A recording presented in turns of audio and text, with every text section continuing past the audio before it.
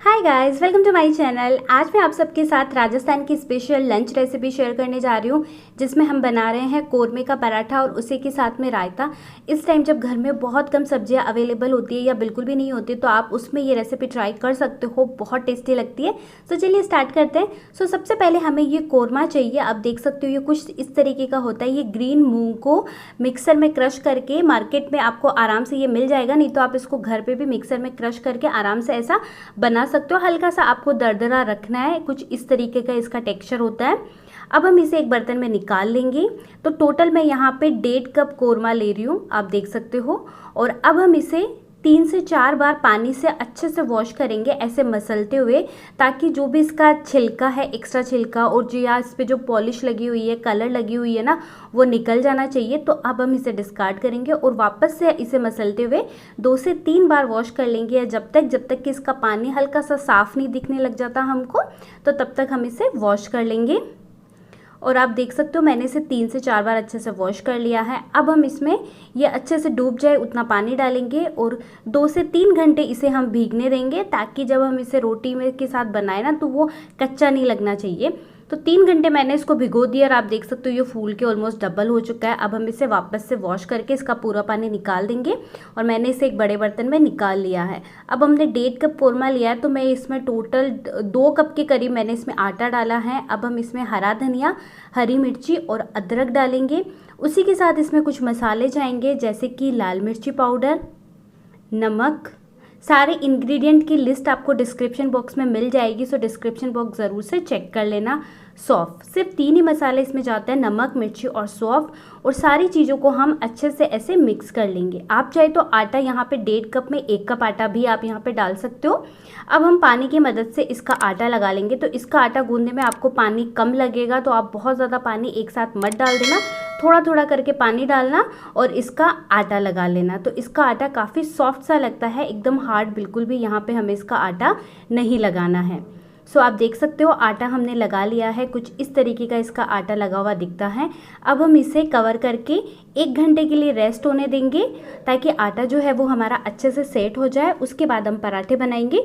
तो जब तक आटा सेट होता है तब तक हम रायता बना लेते हैं। तो यहाँ पे मैं पालक का रायता बना रही हूँ। तो मैंने पानी गर्म होने रखा है, जैसे ही पानी हल्का गर्म हो जाए हम उसमें पालक डालेंगे और मिक्स कर लेंगे। और अभी हमें इसे एक उबाल आने तक पकाना है। बेसिकली हमें पालक को ब्लेंच करना है, इसको उबालना नहीं है। तो जैसे ही इसमें एक उबाल आएगा, बस इस टाइम पे हम फ्लेम को बंद कर देंगे और इस पालक को एक छलनी में निकाल के ठंडे पानी से वॉश कर लेंगे। उससे क्या होगा, इसका जो ग्रीन कलर है ना, वो मेंटेन रहेगा। अब चलिए रायता बनाते हैं। तो रायता बनाने के लिए मैंने 1.5 कप दही लिया है, दही को अच्छे से फेंट लिया है। मैंने इसमें पानी बिल्कुल भी नहीं डाला है। अब हम इसमें उबला हुआ जो पालक है उसको कट करके डाल देंगे। उसी के साथ में एक बारीक कटी हरी मिर्ची, रोस्टेड जीरा पाउडर, ये फ्रेशली रोस्टेड जीरा पाउडर है, और लाल मिर्ची पाउडर बिल्कुल थोड़ा सा, नमक स्वाद के अनुसार, काला नमक और चाट मसाला। और इन सारी चीज़ों को हम मिक्स कर लेंगे और ये हमारा पालक का रायता बनके तैयार हो चुका। पालक के रायते के साथ जगह बथुए का रायता या फिर यहाँ पे प्याज का रायता भी बना सकते हो।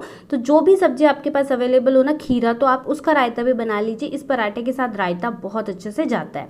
इतनी देर में हमारा जो आटा है ना, वो भी अच्छे से सेट हो चुका है। अब हम इसकी एक लोई बना लेंगे। तो इसकी लोई रोटी के आटे से थोड़ी सी बड़ी बनती है, कुछ इस तरीके की आप देख सकते हो, थोड़ी सी ये बड़ी है। अब हम इसे सूखे आटे में कोट कर लेंगे और हल्के हाथों से हम इसका पराठा बेल लेंगे। पराठे साइड में आपको क्रैक दिखेंगे, तो आप क्या कर सकते हो, पराठा बेल के उसको किसी बर्तन, ग्राउंड शेप का कोई बर्तन हो, उसकी मदद से कट कर सकते हो। तो मैं भी वही करूँगी, पर आई डोंट नो वो क्लिप कैसे मिस हो गई, मैंने उसको कट किया था। और ये दूसरा पराठा भी हम यहाँ पे बेल लेंगे और तवा जो है वो मैंने गर्म होने के लिए रख दिया है। अब हम इस पराठे को गर्म तवे पे डालेंगे। एक तरफ से जैसे ही सिकता है हम इसे पलट देंगे और उसके बाद दोनों तरफ से हम इसे तेल लगा के अच्छे से सेक लेंगे। अच्छे से हमें दबाते हुए सेकना है। उससे क्या होगा, ये काफ़ी क्रिस्पी बनेगा और खाने में बहुत ज़्यादा टेस्टी लगेगा। तो तेल लगाने के बाद आप चाहे तो पलटे की मदद से इसको दबाते हुए अच्छे से ऐसे प्रेस करते हुए सेक सकते हैं, नहीं तो जो लकड़ी का या जो स्टील वाला पाव भाजी मेशर आता है ना, आप उसकी मदद से भी इसको ऐसे दबाते हुए आप यहाँ पे सेक सकते हो। तो जो पराठा ऐसे सिकता है ना, वो एकदम क्रिस्पी होता है और इवनली सिकता है, ऐसा नहीं होता कहीं से पराठा कच्चा रह गया या कहीं से ज़्यादा सिक गया। तो ये आप देख सकते हो हमारा जो पराठा है वो सिक चुका है और कितना अच्छी सिकाई आई है, एकदम इवन आई है और ये बहुत ज़्यादा टेस्टी लगता है। अगर आपने कभी ट्राई नहीं किया है तो एक बार ये पराठा आप ज़रूर ट्राई करना, आपको बहुत ज़्यादा पसंद आएगा। इसी तरीके से हम दूसरा पराठा भी सेक लेंगे। दोनों तरफ से आपको तेल लगाना है और अच्छे से इसे प्रेस करते हुए सेकते जाना है। ये पराठा गरम खाने में जितना अच्छा लगता है ना, ठंडा भी उतना ही ज़्यादा अच्छा लगता है और आप इसको बना के 2 दिन तक एंजॉय कर सकते हो। ये रूम टेम्परेचर पे भी रखा हुआ ख़राब नहीं होता है, बहुत ज़्यादा टेस्टी लगता है। तो एक बार आप ये रेसिपी ज़रूर ट्राई करना। अगर आपके पास हरी मिर्ची या फिर धनिया ये नहीं है तो आप उनके बिना भी बना सकते हो, तो भी ये बहुत ज़्यादा टेस्टी लगता है। तो जब आपके पास घर में बिल्कुल भी सब्ज़ी अवेलेबल नहीं हो ना, तब आप ये रेसिपी ट्राई कर सकते हो। तो ये पराठा भी हमारा सिक चुका है। तो चलिए अभी हम लंच को सर्व कर लें। इसको आप लंच में भी बना सकते हो, इसको आप ब्रेकफास्ट में भी बना सकते हो, डिनर में भी बना सकते हो, पर जैसा कि मैंने इसके साथ रायता बनाया तो मैं इसको लंच में ही ज़्यादा प्रेफर करती हूँ बनाना और ये बहुत ज़्यादा टेस्टी लगता है। सो गाइज़, आई होप आपको आज की ये रेसिपी पसंद आई होगी। अगर आपको वीडियो पसंद आया है सो आप इसे लाइक कर देना। अगर अभी तक चैनल को सब्सक्राइब नहीं किया है तो सब्सक्राइब कर देना। बेल बटन को ज़रूर प्रेस करना ताकि जब भी मैं नया वीडियो डालूँ आपको नोटिफिकेशन मिल सके और आप मेरा कोई भी वीडियो मिस ना करें। और मैं आपसे मिलती हूँ मेरे अगले वीडियो में। Till then bye bye.